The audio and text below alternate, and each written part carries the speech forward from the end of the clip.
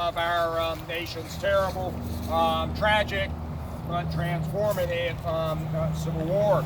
What we're going to do over the next little bit is walk from here, and we're going to look at the events associated with part of the Battle of Lookout Mountain. And you all are here on a day when we have not inappropriate weather for our discussion of the part of the battle above the clouds.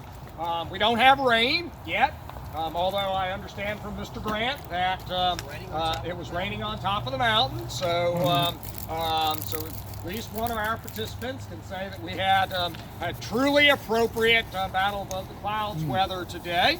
I can see that while we can now see more of Lookout Mountain than those of you all who went with me on the Moxon Bend program a little while ago, and we could see at least at the start, we still have the top of Lookout Mountain up in the clouds, and that will be appropriate for our discussion as well. Although for much of the Battle of Lookout Mountain here on the west side of Lookout Mountain, there was fairly good visibility. As usual, more of the east side of the mountain seems to be obscured by the low cloud ceiling than the west side of the mountain. What we're going to do is walk from here.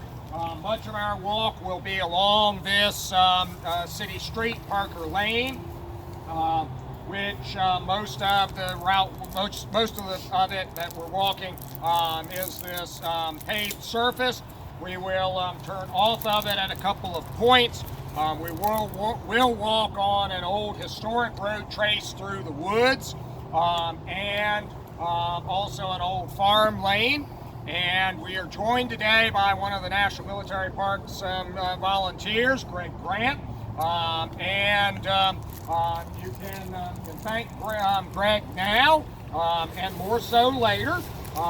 He has made sure that our path today is passable, at least as far as the vegetation goes.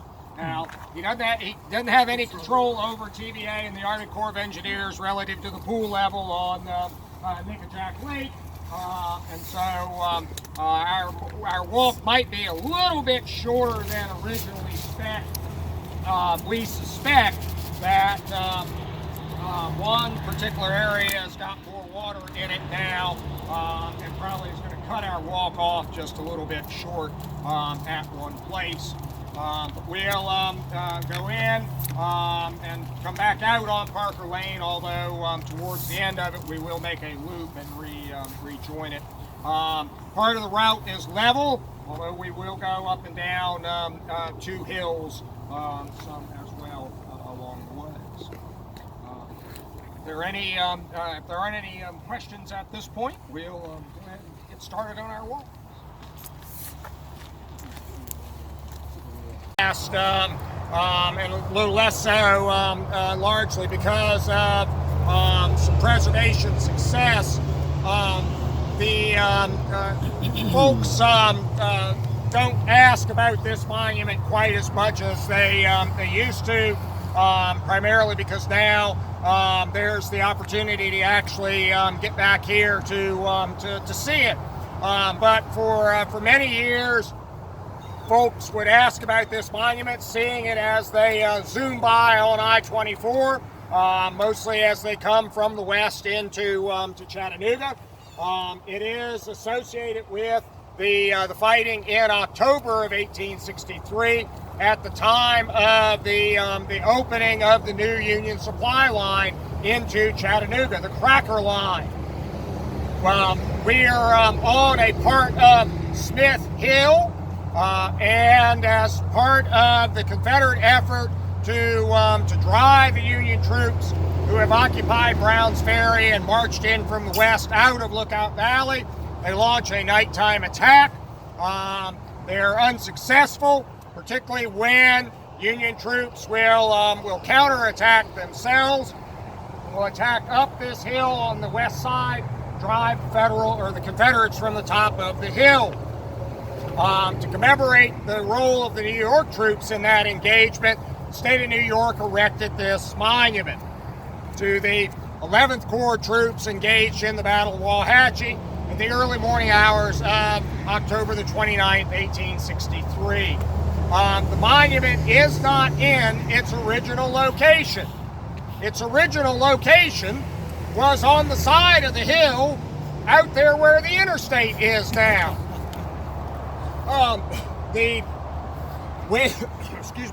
When the interstate was planned into this area, they had the issue of getting from the west of Lookout Mountain to the east of Lookout Mountain, and they eventually decide to put Interstate 24 right through Smith's Hill. And the real purpose connected with this tour today for stopping here is, if you notice, as you look at the monument, a little to the right of it, you can see that there is a wooded hill right there beyond the monument. And then as you look across the interstate, there is a wooded hill on the other side of the interstate. Well, even though you can't see the ground surface in those trees, try to imagine the trees, at least, continuing on across the interstate. That hill was continuous in 1863. They literally cut right through that hill. A hill. It was a long oblong structure. I'll show you on a map in a minute.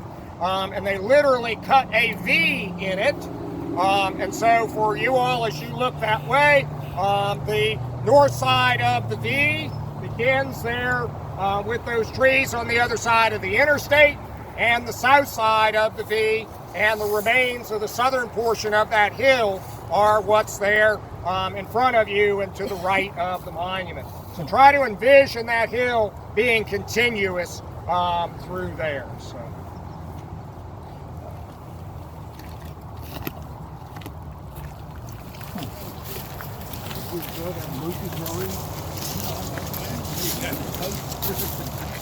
Battery I, 1st New York Light Artillery, has 4 guns up on the top of that hill.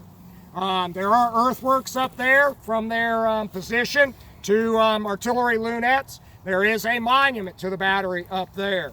But it's one of the most difficult places in the National Military Park to get to. So, as you probably remember from years ago. So, it's pretty steep going up there. So.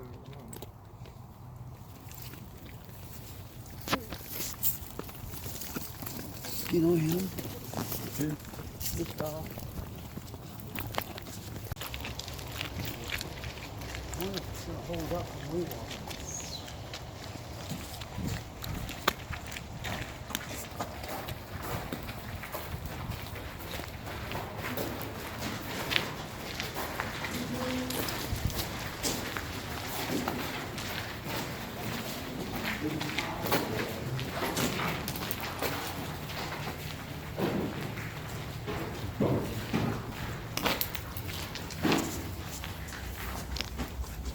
The railroad in here, and so the embankment itself and the trees that have grown up on it were obstructing what view we would have had in 1863, more of a view towards the mountain. So now you start to get that view.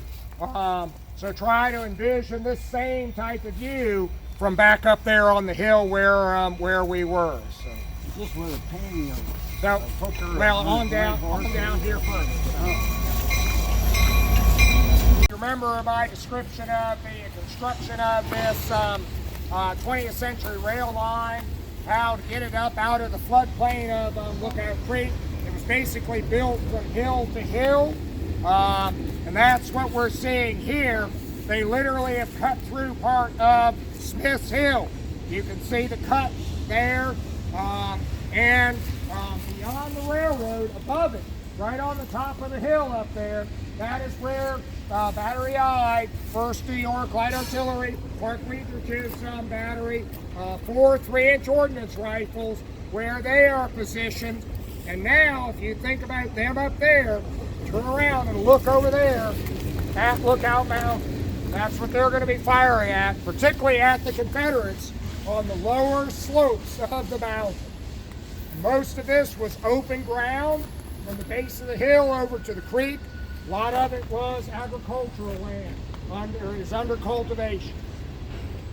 Did you say 4.5 inch? No, four 3-inch ordnance rifles. Oh, 4 3-inch. 3-inch, yeah.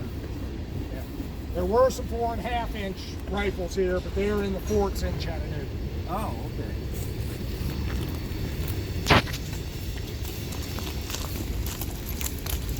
Started that we were likely to find that we wouldn't be able to see quite as much today as we might otherwise. This is an example because of the recent rains.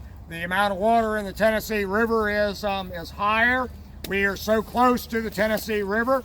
You just go on downstream on Lookout Creek, a little bit further that way, and the creek makes a left-hand bend, and then you're at the Tennessee. So, Greg, we're not even a half mile upstream, right? But Tuesday, all of this was underwater. Oh, so it was even worse. You could not have stood. So Tuesday was even worse. Yeah. So, okay. This part of Lookout Creek is dramatically affected by the pool level on the Tennessee River. And all the time, even when the Tennessee River is at normal pool, this has more water in it than would be natural. But I tell folks even then that this is not inappropriate for a discussion of the Battle of Lookout Mountain. Because of the heavy rains of October and November, this area was, or Lookout Creek was running almost bank full. And in fact, in some places, the creek had been out of its banks and had flooded low areas and former channels of the creek. Because particularly down here towards where the railroad bridge is upstream of us, when Federals rush down to the creek, they find these flooded areas between them and the actual bank of the creek. Now, who's just on the other side of the creek? Confederate soldiers are. And some of those Confederate soldiers, their morale is so low from poor food, bad clothing, equipment, poor camping conditions, and now they are under the fire of Federal artillery. Some of those Confederates are simply hunkered down in their field fortifications and are not fighting. But other Confederates are.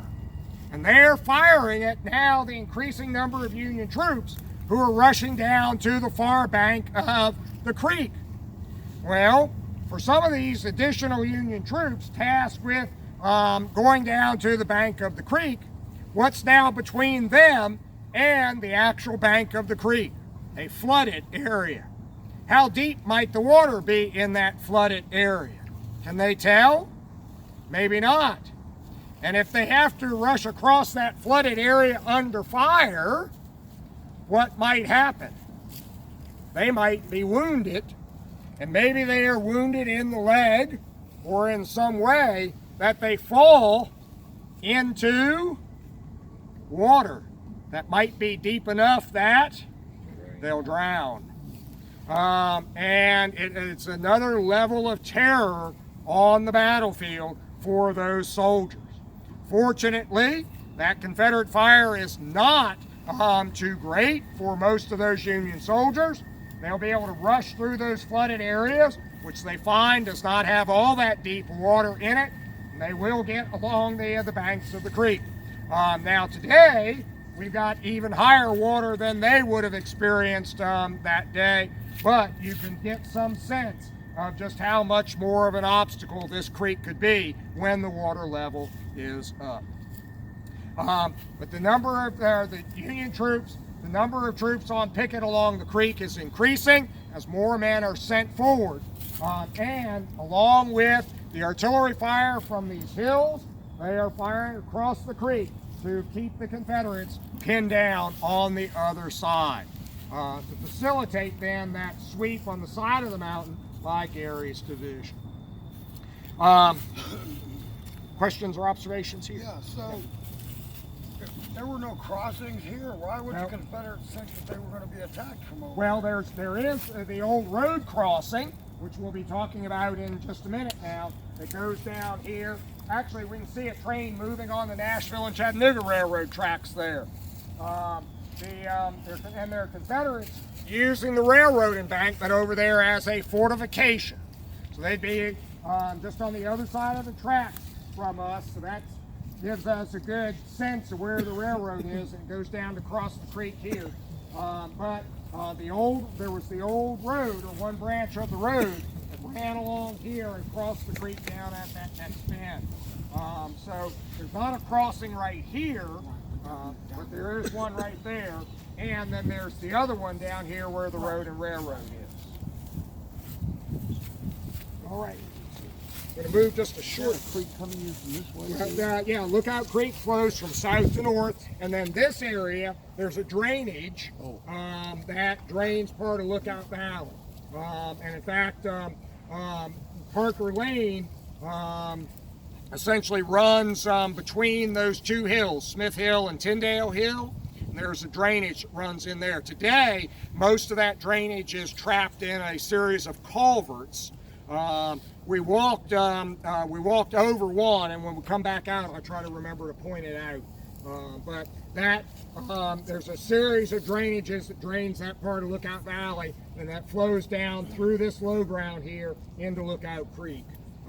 But at this point, because the pool level on the Tennessee River is so high, the water is probably actually going up into that drainage right now. So, yeah. Although, as Greg said, Tuesday it was even higher here, so then it definitely would have been flowing up into that area. So, over these next couple hundred yards on one of the oldest roads, organized roads in this region.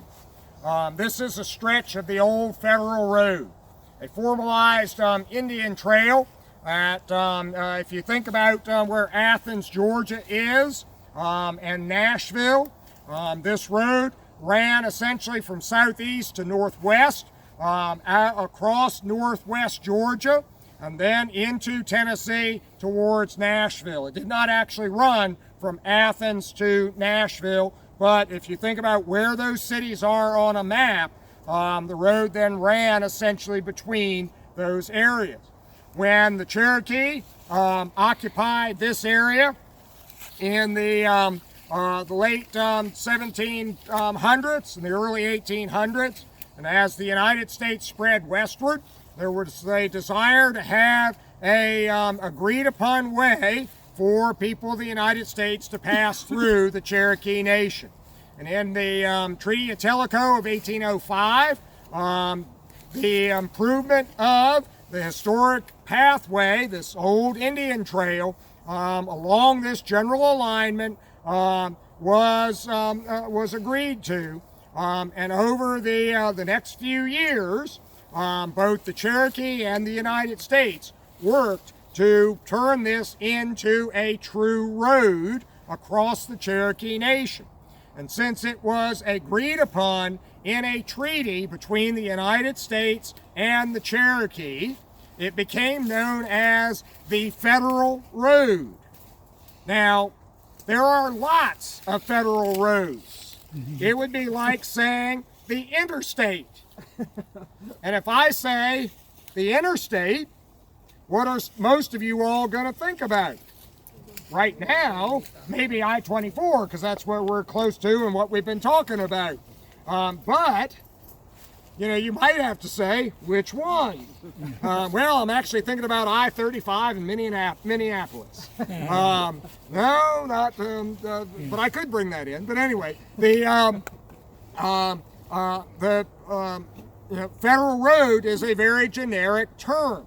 There are actually lots of federal roads, because they were agreed upon in these treaties between the United States, essentially running from the banks of the Chattahoochee River, northwest of Athens, Georgia, and then running across the Cherokee Nation into Middle Tennessee towards Nashville. As it came over Lookout Mountain, it crossed Lookout Creek down here at the bend of the creek, and it ran along this very alignment that we are on now. Subsequently, as this area, as the Cherokee were forced to cede this area, and this became part of the United States and the state of Tennessee and Hamilton County, as more people lived in this area, and the road over the tip of the mountain improved. The road, as it came over the mountain, actually branched, and by the time of the Civil War, the main branch of the road went down and crossed the creek just this side of the railroad bridge. Essentially the same place where US 41 or Cummings Highway crosses Lookout Creek today.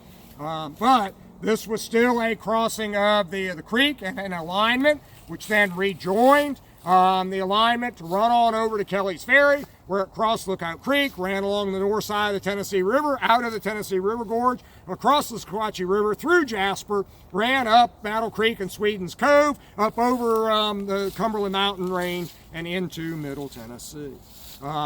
It climbed Lookout Mountain up to the intersection of what today is Wauhatchie Pike and Scenic Highway, and then climbed up even higher, went up over where Ruby Falls is, and then down on the east side to Rossville Gap, and then over to Spring Place, Georgia, and then down towards the banks of the Chattahoochee River at Van's Ferries.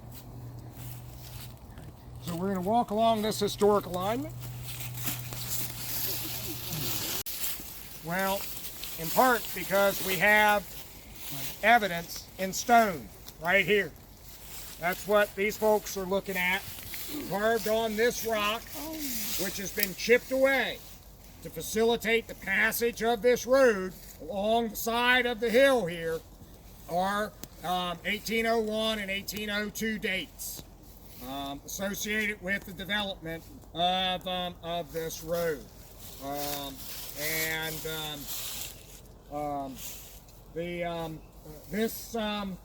In the 1990s, an archaeologist had permission to do a survey mostly of the Lookout Mountain battlefield, and had worked through this area, but as he was writing his report, had a couple of questions.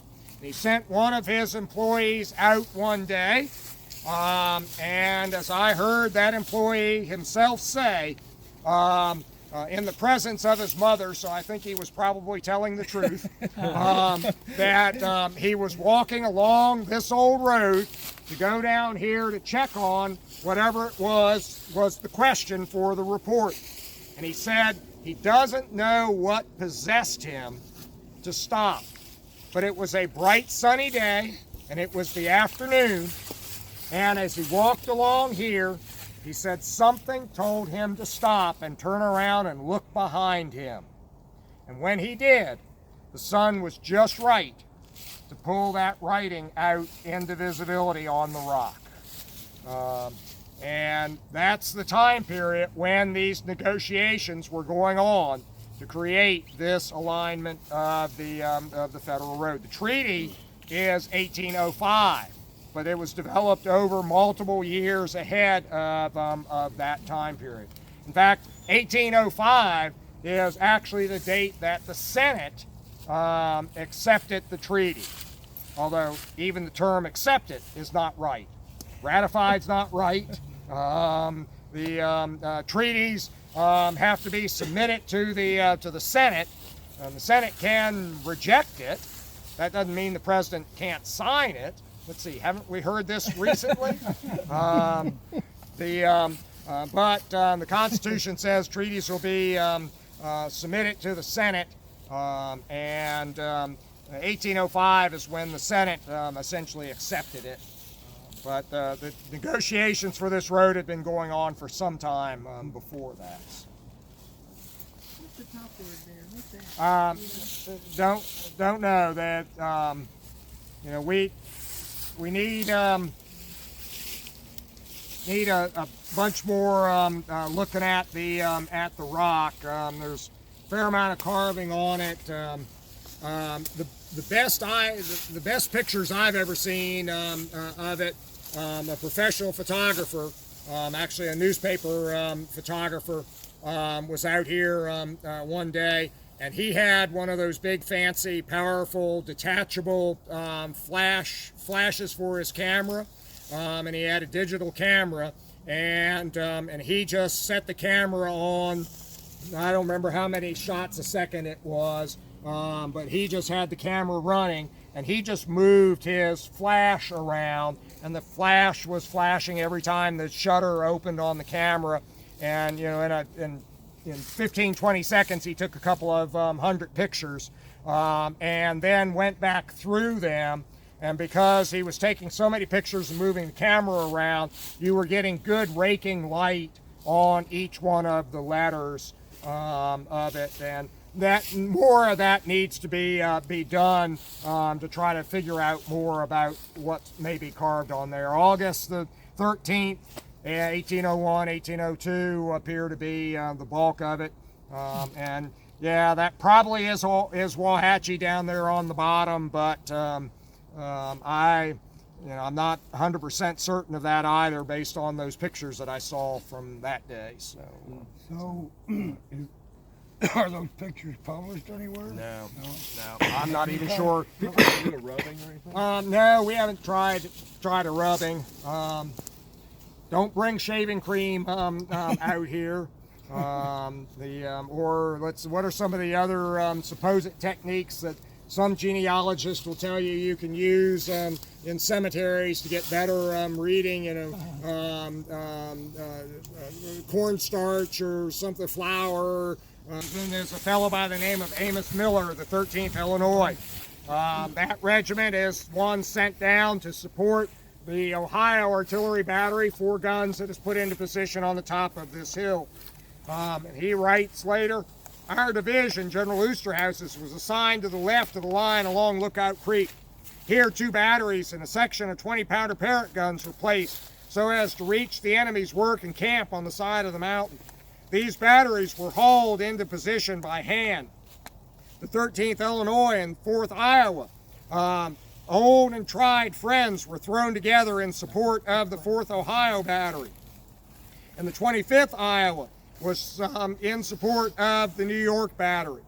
These were special details on the part of General Oosterhouse. The 4th Ohio Battery always wanted the 13th in support of it if possible.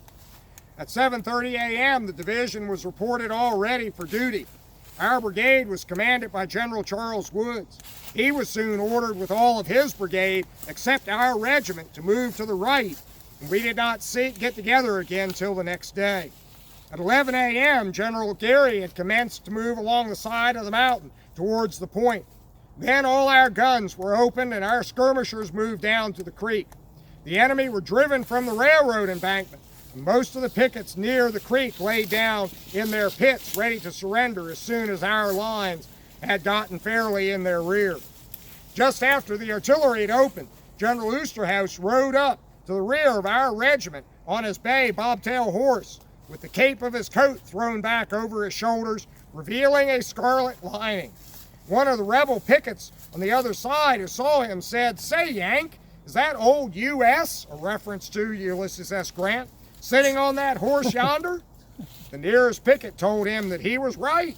It had been an understanding between the men who picketed on the opposite sides of the creek, not 3 rods wide, but deep, that they were not to fire at each other unless there was a battle on. There's a battle on now.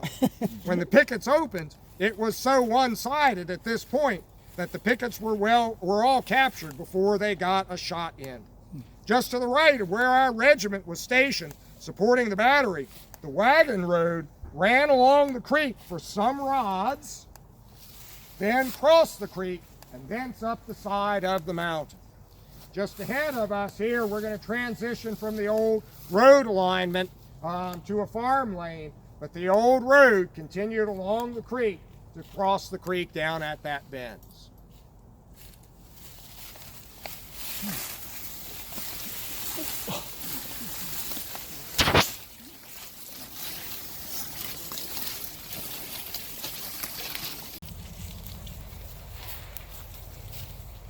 Lookout Mountain.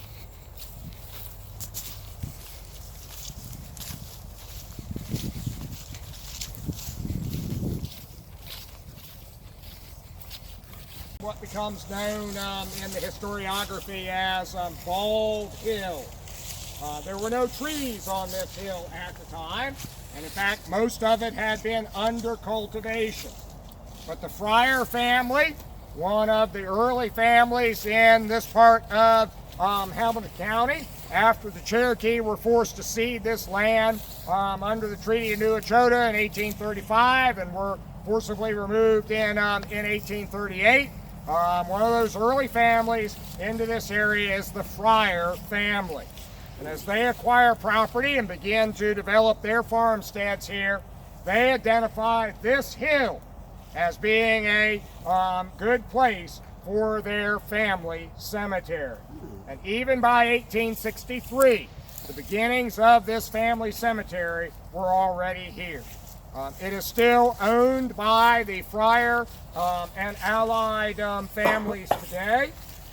It is now surrounded by National Military Park property, but there within the fence, the Fryer and allied families still have and maintain that cemetery. They care for it, and periodically I'll come up here and there'll be a relatively recent interment in the cemetery as another family member has been interred. So, Greg, I haven't been up here in a while. When you were up this past week, you didn't see a new grave, did you? Yeah. There's one lady that was born in the late 18th century and lived to the early 20th century. Yeah. 3rd century. Yeah. Inglebu Hickson Fryer. Yeah. So it's an early prominent piece of Hamilton County history. It's a landmark on the Lookout Mountain battlefield, and now, thanks to not only the veterans who began the National Military Park, but also the current battlefield preservation movement, the surrounding property in this part of the Lookout Mountain battlefield is now protected. Questions or observations here? Hopefully, of course, I'll lead you back to where we are parked, but hopefully this walk, because this will be our last grand view, hopefully this gives you a little sense of another part of the Battle of Lookout Mountain. So much of what is talked about in that battle is Gary's sweep, and it's certainly the decisive part, but to facilitate that was this large-scale demonstration conducted here along the banks of Lookout Creek, on and in front of Tyndale Smith and Bald Hill, and all that stuff that is in the foreground of that James Walker painting. That 20th century railroad, we hear a locomotive sitting on it now, literally just beyond that power pole. Remember again, I said it is built from hill to hill to stay out of the floodplain. They literally carved off part of Bald Hill there for the railroad to keep it up higher. And then you hear the interstate just beyond. What's the route for vehicles to get up here for a funeral? The Parker Lane that we walked along, and where we left the road to walk down to the creek the first time, the road continues up the hill. And barring complications over the next couple of minutes, we're going to go that route in reverse. And periodically, when the gate is standing open, right by the police officer,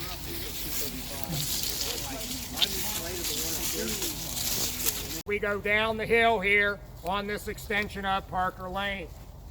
These guns, Battery K, 1st Ohio Light Artillery up here, not only were they part of that converging artillery fire on the slopes of the mountain, but they also had an enfilade fire on the Confederates along Lookout Creek, picketing the creek as the creek ran up from the south to the north to then make that bend that we stood by the first time we were by the creek, and that will be another factor as well.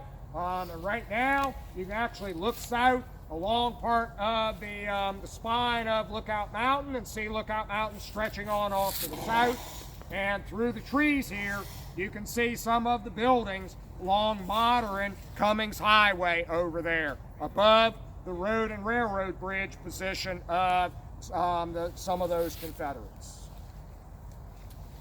How long is Lookout Mountain? Is it 86 miles. Whew, that's a long way.